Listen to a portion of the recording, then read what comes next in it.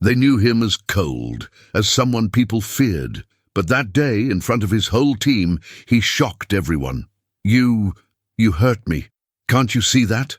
No one in the room dared to move. She lowered her head. I don't understand why you treat me this way. You're right, you don't. Pause. You're fired. In front of her co-workers, she turned before he could see the tears already on her face.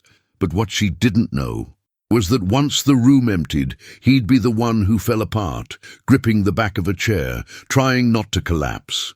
Because what he'd just done had nothing to do with work.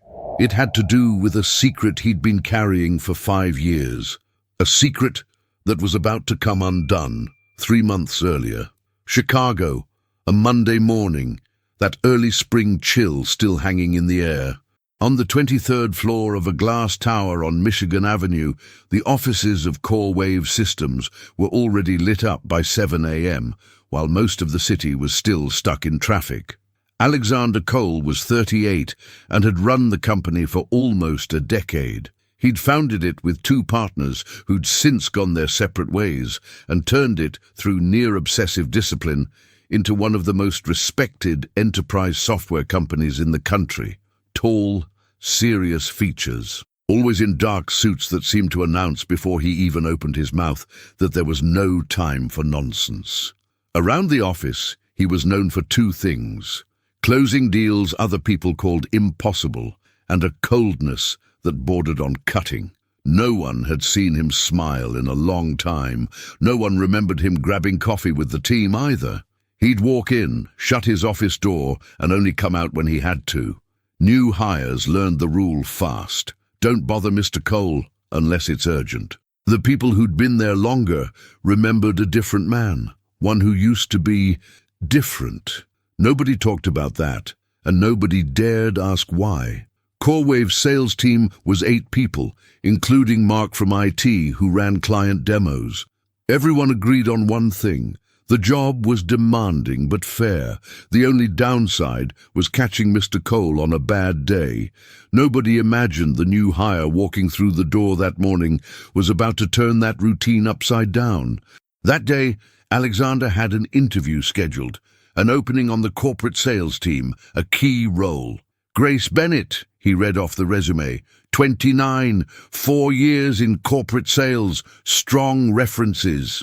His assistant, Diane, who'd worked with him for 12 years, poked her head in. She's here, Mr. Cole. Send her in. When Grace walked in, Alexander looked up, ready to greet her with his usual coolness, and froze. For 1 second, something in his chest just stopped. The light brown hair, the shape of her face, the exact curve of her polite smile, all of it hit him with a familiarity that ran cold through his blood. Is that you? He said, barely aware he was speaking, voice cracking, standing up too fast. Grace stopped in the doorway, thrown off. I'm sorry. What? Alexander blinked like he was waking up and pulled himself together, clearing his throat. Sorry, I mistook you for someone else. He motioned to the chair, his hand not quite steady. Please, sit. She sat down, still unsettled, with no idea she'd just witnessed the first crack in a man who hadn't let himself feel anything in 5 years. The interview went about 40 minutes. Grace answered every question with ease, real examples, a warmth that stood in sharp contrast to how dry his questions were. Why'd you leave your last job? He asked, no preamble. The company closed its sales division here. Wasn't my choice, but I decided to treat it as a chance to find something better. Why CoreWave? Because you don't just sell software, Mr. Cole. You solve real problems for real companies. That matters to me. At one point, while she talked about a difficult client she'd managed to keep, he stopped taking notes. He just looked at her, fixed, silent, a beat too long. It wasn't how she talked or her ideas. It was her face. A face that, impossibly, looked like someone he'd spent 5 years trying not to remember. Grace started to feel uneasy under that stare that wouldn't move. Mr. Cole? Her voice snapped him out of it. Sorry, he said, resetting his expression. Please go on. At the end of the interview, as Grace stood to leave, Alexander said, almost before he'd finished thinking it, Start Monday. She smiled, surprised. "Thank you, really, you won't regret it." "I hope not," he said, his voice back to its usual distant tone. When the door closed, Alexander sat there, staring at the resume without reading a word, for almost a full minute. He couldn't explain it. The resemblance was so strong he doubted his own sanity for a second. He knew having her around every day was going to be complicated, but against all logic, he also knew he couldn't let her go, and that, for him, was dangerous. That same night, in a small but cozy apartment, Grace was telling her roommate Sophie about it while they made dinner. "So what's the boss like?" Sophie asked, chopping onions. "Serious, very serious," Grace said, laughing a little. "Barely smiled the whole interview, but he offered me the job on the spot. That's a good thing, right?" "I guess." Grace paused. "There was this weird moment the second I walked in. He stared at me like he'd seen a ghost. Actually asked, 'Is that you?' Then said he mixed me up with someone else. Wasn't uncomfortable exactly, just strange." Maybe he liked what he saw," Sophie said, smirking. "Don't be ridiculous," Grace said, tossing a napkin at her. "He's my boss, and I need this job. Between rent and what I send my mum for her meds, I can't afford to be thinking about stuff like that." "Fine. Just saying what I saw." Grace smiled and went back to dinner, with no idea that conversation would mean something completely different months later. Grace's first days at CoreWave were good.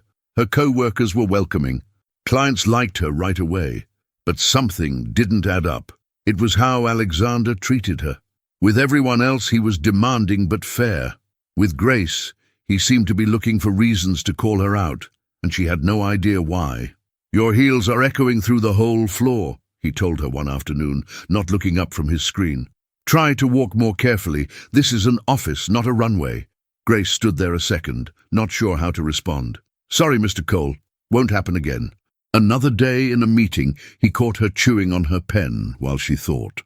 "That's not professional," he said, cutting her off in front of the whole team. "If you need to think, think quietly." Everyone looked down, uncomfortable. Grace felt her face go hot, but said nothing. Mark caught up with her after that meeting. "Don't take it personal," he said low. "It's weird. He's never like that with anyone else. Not over stuff this small." "Why do you think that is?" Grace asked, genuinely confused. Mark shrugged. "Nobody knows. We all have our theories. Nobody's brave enough to ask him." That line stuck with her for days. What nobody in that office knew, not even Alexander, not fully, was that none of it actually bothered him. The heels, the pen, the way she laughed with a co-worker down the hall. It reminded him he was alive, and that was exactly what he didn't want to feel, because feeling meant, eventually, losing again. So every time something about Grace cracked open some spark of interest, of warmth, Alexander did the only thing he knew how to do. He pushed her away, with harshness, with excuses he didn't even fully believe himself. But there were moments, small, easy to miss, when that armor slipped. One afternoon, presenting a contract, Grace fumbled a number. She panicked, braced for a public correction. Instead, Alexander stepped in, calm. "What, Ms. Bennett means is the projected savings are $200,000 a year, not $20,000, just a wording slip." After the meeting, once everyone else had left, he came over. "Next time, breathe before you talk," he said quiet. "You're good at this. You don't need to be afraid." And he left before she could respond. Weeks went by like that. Days he barely looked at her, and days he showed up right when she needed him. No explanation. One afternoon, alone with him in the elevator, the silence stretched the whole ride down.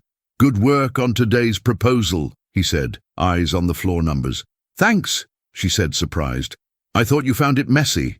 "Never said that." "No, but you didn't say the opposite either." He didn't answer. The doors opened, and he stepped out first, leaving her again with the sense she'd almost touched something he wasn't ready to show. What Grace didn't know was that same week, something between them was about to shift for good. One rainy afternoon, weeks later, Grace left the office late. Her bus wasn't coming, and the rain kept coming down harder, soaking through her small umbrella. A black car pulled up, the window came down. "Get in." Alexander's voice, serious as always, but without its usual edge. "You don't have to, Mr. Cole. I can wait for the bus. You're going to get sick standing there. Get in, Grace." First time he'd used her first name. She hesitated, then climbed in. The ride was mostly silent, just the rain against the windshield. "Thanks," she said as they neared her building. "You didn't have to do this." "I know." Silence. "So why'd you?" He didn't answer right away. Eyes forward, hands steady on the wheel. "Because I wouldn't have felt right knowing you were standing out there in the rain." She looked at him, surprised by the sudden honesty. He didn't look back. "Sometimes I don't get you, Mr. Cole," she said, careful. "One day you're so hard on me, I think about quitting, and then you do something like this." His hands tightened slightly on the wheel. "I don't always get myself either," he said low. When they got there, she got out, and he waited until she was inside before driving off. That night, neither of them could stop thinking about the other. A few weeks later, CoreWave was closing in on one of the biggest deals of the year with a retail chain called Larkin Group. Grace had been working the deal for months, and it was finally about to pay off. The final meeting happened on a Thursday in CoreWave's main conference room. On Larkin's side was Richard Hale, their head of purchasing, mid-40s, confident and clear from minute one that he found Grace's presence at the table appealing. "I have to say it's a pleasure negotiating with someone this sharp," Richard said, smiling. "And easy on the eyes, too, if I can say that." Grace smiled, professional but uncomfortable. "Thank you, Mr. Hale. Let's keep going with the proposal." Throughout the meeting, Richard kept angling comments her way, asking her opinion constantly, holding her eyes too long. "You like good wine, Grace?" he asked at one point. "I know a great place near here. We could celebrate closing the deal there." "I'd rather we focus on the final terms," she said, keeping the professional smile, though it was starting to strain. Alexander sat at the far end of the table, watching, saying nothing. His jaw kept getting tighter with every comment. "So tell me, Grace," Richard said, leaning on his elbows, "ever thought about working the client side? We could make room for you at Larkin. Double what you're making." That's when Alexander shut his folder with a hard snap that cut through the room. "That's enough for today," he said, flat and sharp. "We'll pick this up next week." Everyone froze. The deal was basically done, just needed signatures. "Alexander," Richard said, thrown, "we were about to sign the final terms. I don't get it." "Next week," Alexander repeated, already standing. "Thanks for your time." The meeting ended abruptly, leaving everyone, Grace included, confused. In the car, headed to the next meeting, Grace couldn't hold it in. "Can I ask what happened in there? I've been working that deal for months. That closing meant a lot for my commission, and you shut it down with no explanation." Alexander kept his eyes on the road, hands tight on the wheel. "From now on, I don't want you having any more contact with them." Grace's eyebrows shot up. "What do you mean, no more contact? That's my client. I negotiated every clause of that deal. Diane's going to take over." "Diane?" Grace couldn't believe it. "She doesn't even know the details. I did all the work." "You'll still get your full commission," he said, tense. "But I don't want you dealing with that man anymore." She stared at him. "Why?" He didn't answer. Gripped the wheel harder. "Because I said so." "That's not a reason, Mr. Cole. This is a company, not a personal grudge. I worked hard for that deal." "Decisions made, Grace." She rode the rest of the way in silence, not understanding why the biggest decision of her career had just been made without her, and not understanding either why for 1 second Alexander's eyes had looked a lot like jealousy. That night, Grace told Sophie everything, still upset. "I don't know if I should quit," she said. "I worked months on that deal and he just handed it to someone else. No real explanation." "So why don't you?" Sophie asked. "Because I need the job," Grace said. "And because there's something about him I can't figure out. It's not just a hard boss. There's something else there, something he won't tell me." "Be careful, Grace," Sophie said. "Sometimes you end up waiting for someone to change, and you lose time, and your heart, waiting." Grace knew her friend was right, but she also knew it was too late to just walk away without understanding what made Alexander Cole two completely different men inside one person. A few days later, over lunch, Grace ran into Diane in the break room. "Can I ask you something?" Grace said. "Has Mr. Cole always been like this?" Diane hesitated. "Like what?" "Cold, sharp, and then sometimes different." Diane sighed, stirring her coffee. "I've worked with him 12 years, since before he even started the company. Since you got here, something's changed." Grace blinked. "What do you mean?" "He used to not even grab coffee with us. Team dinners, all of that stopped years ago. Since you started, it's coming back. Set up a team lunch last week. Hasn't done that in a long time." Something twisted in Grace's chest. "I don't get why he treats me the way he does then." Diane paused. "A few years back he had an accident," she said finally. "After that, he tried to sell the company. Disappeared for months. When he came back, he wasn't the same. Stopped talking to almost everyone." "What kind of accident?" Diane shook her head. "That's not mine to tell. It's his story. But if he treats you differently, good or bad, it's because you matter to him. That man doesn't pay attention to people who don't." That afternoon, in a follow-up meeting, Alexander was hard on her again, correcting her in front of the whole team over something minor. Grace held it together until the meeting ended, then went straight to the break room and let herself cry, quiet, alone. She didn't hear him behind her. "Grace!" She turned fast, wiping her eyes. "I'm fine," she said, though her voice gave her away. Alexander stood at a careful distance, wearing an expression she'd never seen on him, something close to regret. "I shouldn't have talked to you like that in front of everyone. I'm sorry." "I don't understand," she said, voice cracking. "I don't understand why some days you're kind to me and other days you treat me like I've done something wrong." He looked down. "I can't explain it yet." "Why not?" "Because I'm not ready," he said. "But someday you'll know everything." "Know what?" He stepped closer, slow, and with a gentleness that clashed with all the hardness of the past weeks, tucked a strand of hair behind her ear. He didn't say anything else. He turned and walked away, leaving her there, heart pounding, one enormous question with no answer. The weeks after felt like a roller coaster. Days he barely spoke to her, and days he showed up right on time with coffee, no explanation, expecting nothing back. One morning, Mark stopped to talk to her again. "Boss is in a good mood today," he said, smiling. "Weird. Happens more lately, honestly, since you got here." Then came that Thursday. One more meeting, one small mistake on her part, and Alexander's reaction was again out of proportion. He corrected her hard, in front of everyone, in a tone that hurt more than ever that day, maybe because just the day before he'd been so kind to her in the elevator. This time, she couldn't hold it in. Right there, in front of the whole team. "I can't do this anymore," she said, voice shaking. "You always do this. One day you're kind, almost affectionate, and the next you treat me like I'm the problem. I don't understand it, and I'm done trying."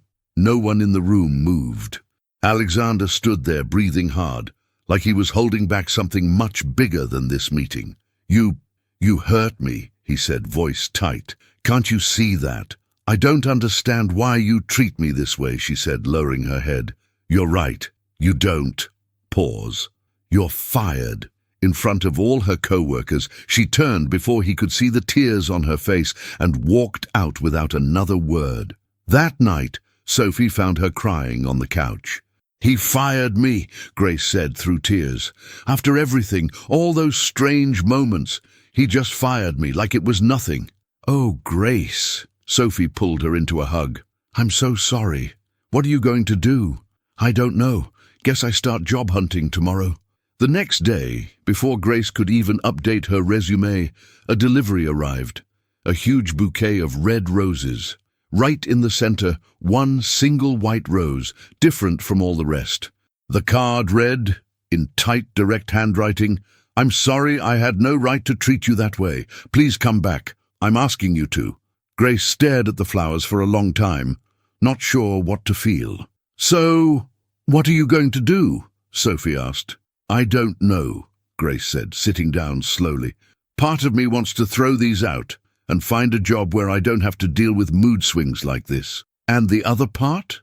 Grace sighed. "The other part needs the job. And honestly, the other part wants to know what he's not telling me." She went back Monday. Alexander didn't bring up what happened. He stayed distantly polite, avoiding eye contact more than usual, like actually looking at her might make him lose the grip he was barely holding on to. One afternoon, alone with him in the elevator again, the silence sat heavier than ever. "Thank you for the flowers," she finally said. "It was nothing," he said, eyes on the doors. It was more than nothing. It was an apology, and apologies usually come with an explanation. He didn't answer. The doors opened, and he stepped out first, leaving her once again with more questions than answers. One evening, close to 7, Alexander called her from home. "Grace, I need a favor. I left the folder with tomorrow's meeting documents at the office. Could you bring it by my place? I'll text you the address." She hesitated, but agreed. Grabbed the folder and drove out to his place, a quiet house in a tree-lined neighborhood, streetlights barely cutting through the branches. She rang the bell a few times. No answer. Tried the door. It was unlocked. "Mr. Cole?" Nothing. She stepped in slowly, calling his name again, walking down a wide, tidy hallway toward the living room. That's when she saw it. A large painting over the fireplace. In it, a much younger Alexander, smiling in a way she'd never seen on him, his arm around a woman holding a baby wrapped in a cream-colored blanket. Grace froze in front of it, unable to look away. It wasn't just the baby or the family scene. It was the woman's face, the light brown hair, the shape of her eyes, that smile. For a second, Grace felt like she was looking at a photo of herself, taken years ago, in a life she didn't remember living. "Something, isn't it?" Alexander's voice behind her made her jump. She spun around, heart pounding. This is... Grace couldn't finish the sentence. "She looks like me. She looks exactly like me." "I know," he said, quiet. "I knew the second you walked into my office for that interview. I'm sorry. I didn't mean to come in like this. The door was open and..." "It's okay," he said, moving toward the couch. "Sit, please." "I don't understand what's happening," she said, still standing. "Is that why you got so strange that day? Why you asked if I was her?"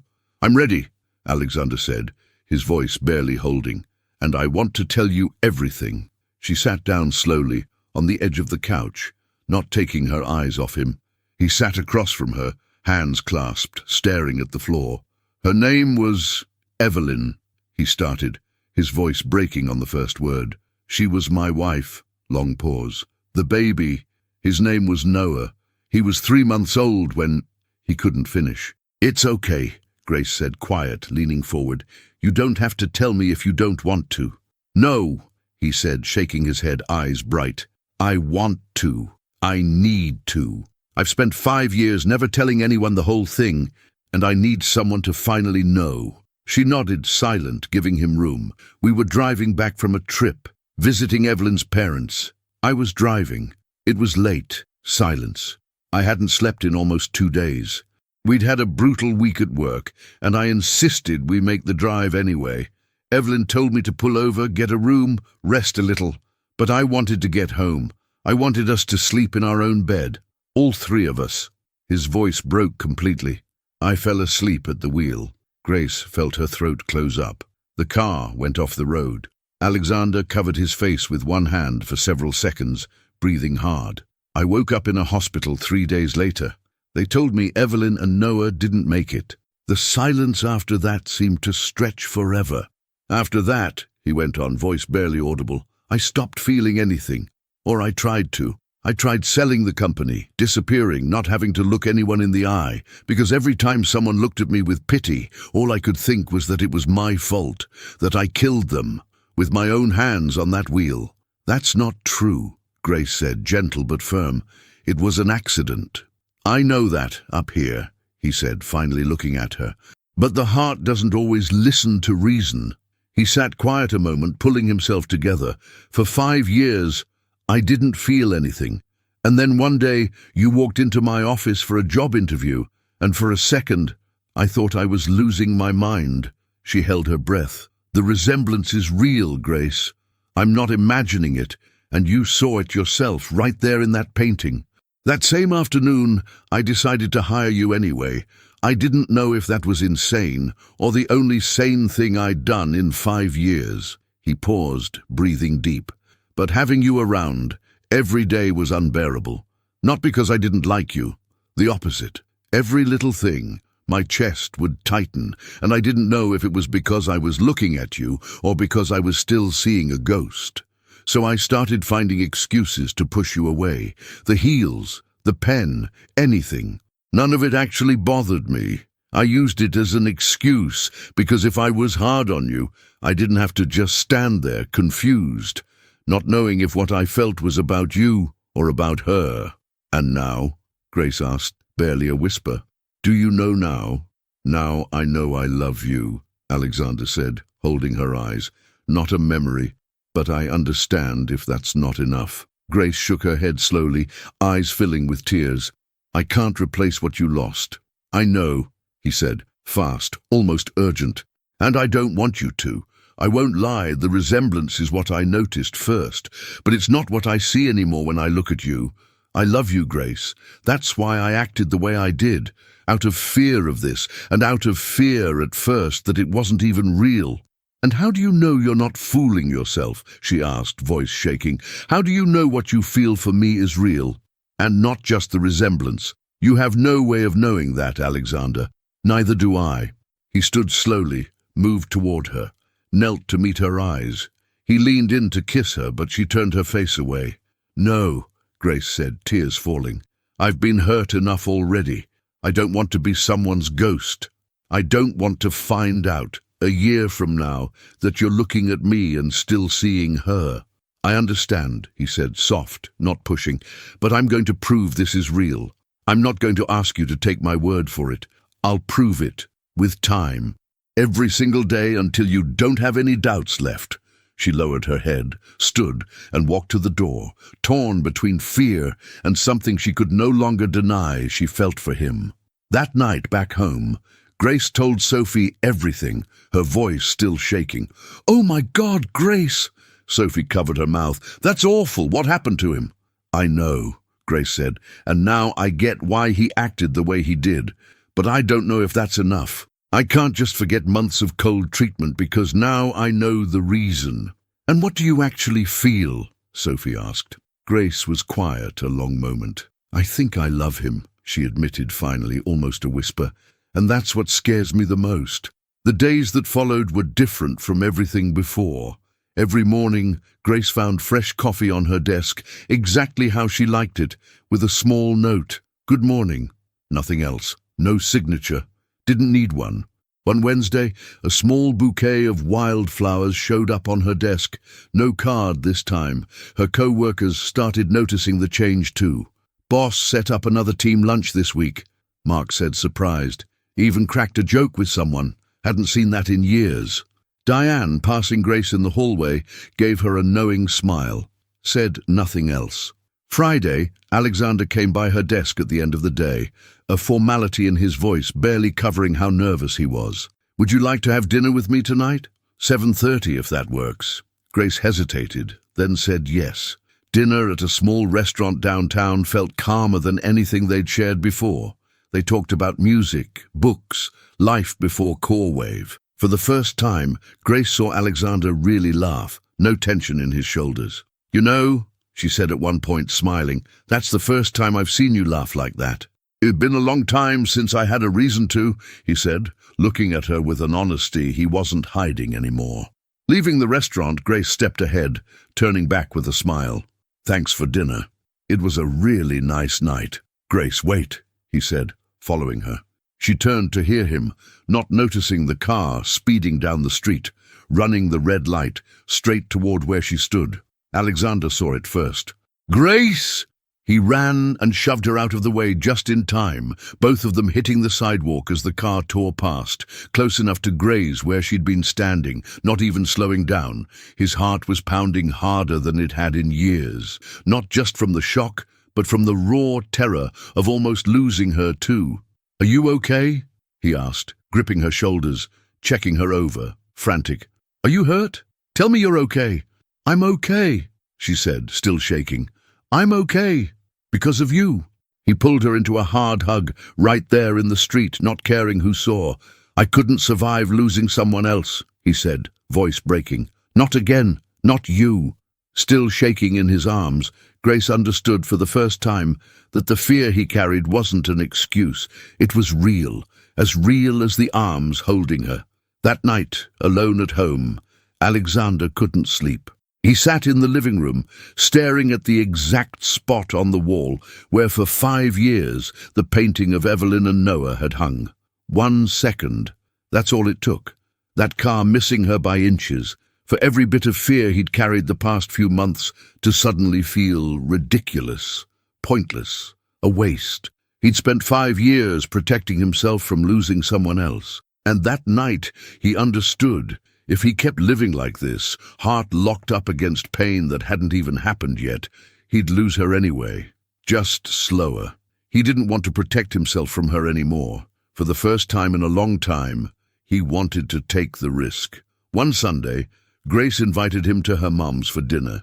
He showed up nervous, holding a box of pastries, which she found almost sweet, considering how confident he usually seemed at the office. Grace's mom, sharp-eyed, the kind of woman who read people fast, greeted him politely, though her curiosity wasn't hard to spot. "So you're the boss my daughter's been talking about," she said, serving dinner. "The one who made her life miserable a few months back, from what I hear." "Mom," Grace cut in, embarrassed. Alexander didn't get defensive. "You're right, ma'am, and I don't have an excuse, except that I was carrying something I didn't know how to handle. But I promise I'm working on being better, for your daughter and for myself." Grace's mum studied him a long moment, then, to Grace's surprise, smiled.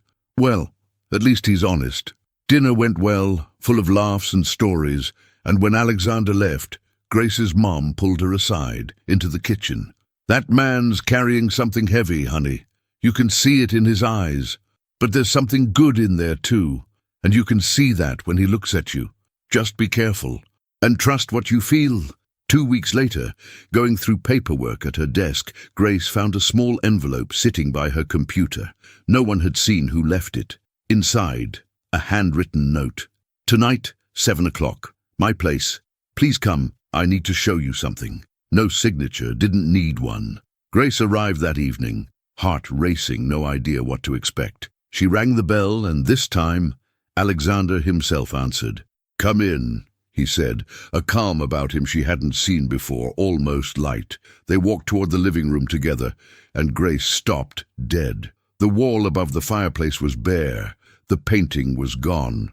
"Where?" she started, not finishing, searching his face.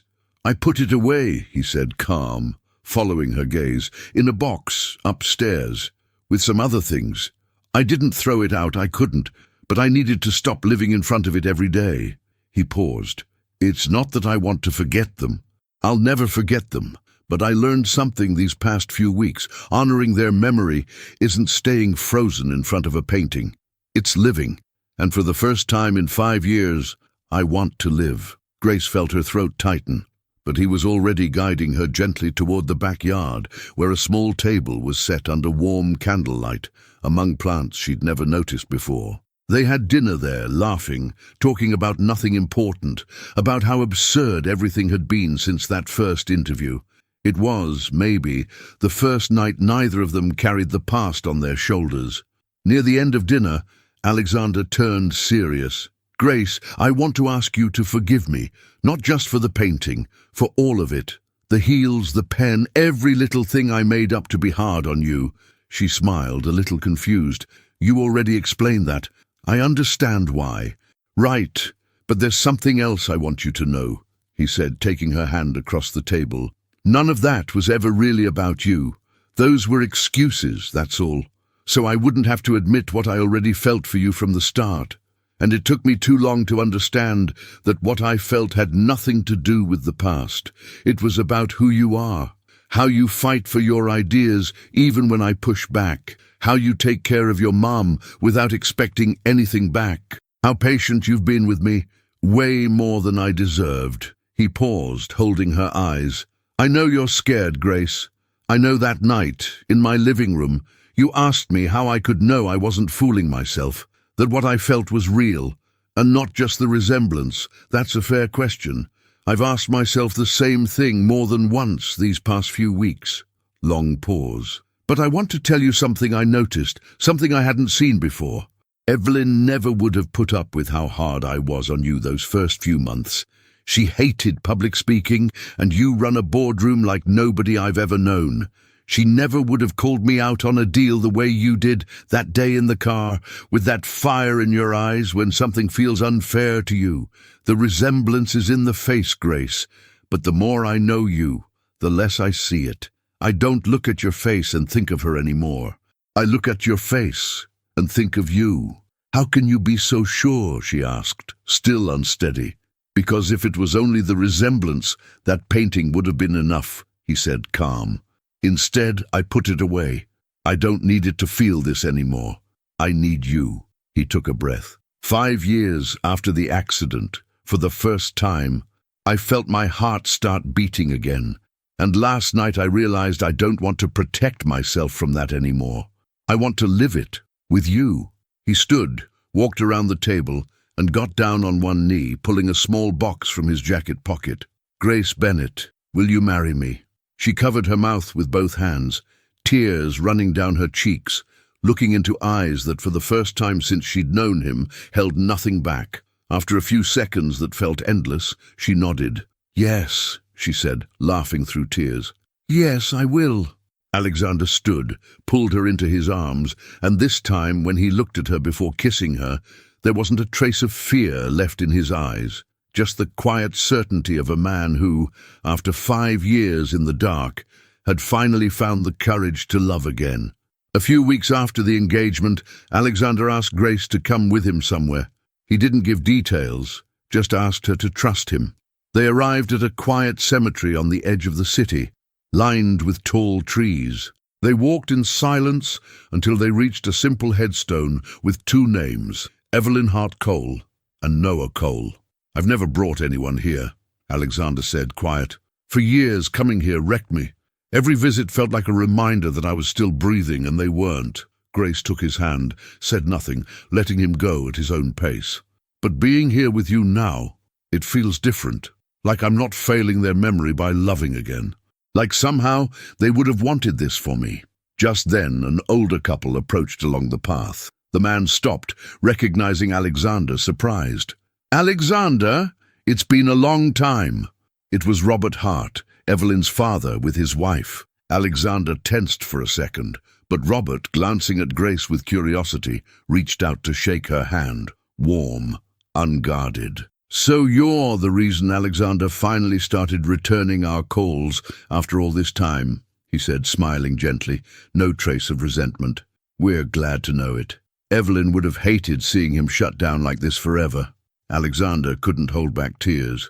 Evelyn's mother stepped in and hugged him, a long, wordless hug, the kind only people who share the same grief can give. Take care of him, she told Grace after, and take care of yourself too, with him. You both deserve to be happy. That encounter, brief but heavy, finished healing something in Alexander that flowers, dinners, and words hadn't fully reached. Permission, at last, to live without guilt. The wedding happened 6 months later, in a garden on the edge of the city, under a clear, late October sky. A simple ceremony, nothing extravagant, just family and the people who'd actually walked this road with them. The whole Core Wave team came. Diane cried through the entire ceremony, and when it was her turn to toast, she raised her glass with a huge smile. I've worked with Alexander Cole for 12 years, she said to the whole room, and I can say, hand on my heart, I've never seen him look at anyone the way he looks at Grace. Thank you, sweetheart, for bringing him back to life. Alexander, holding Grace's hand in front of everyone, said a few words before the final toast. For 5 years, I thought I'd lost the ability to love. I'd thought my heart got buried with the people I loved most in this world. But Grace taught me that loving again isn't a betrayal of what I lost. It's honoring it by living the life they would have wanted me to live. He raised his glass, looking at Grace, eyes full of tears, and for the first time in a long time, a smile with no shadows left in it. To second chances, he said, and to not being afraid to live them. Months later, back at Core Wave, team lunches were a regular thing again, and Diane, every time she saw Grace walk down the hallway, ring catching the light, couldn't help but smile, knowing she'd watched, start to finish, a man who'd stopped believing in happiness find his way back to it. And if this story made you feel something, if it moved you, if it hurt, if it made you smile by the end, let us know in the comments how it landed for you. See you in the next story.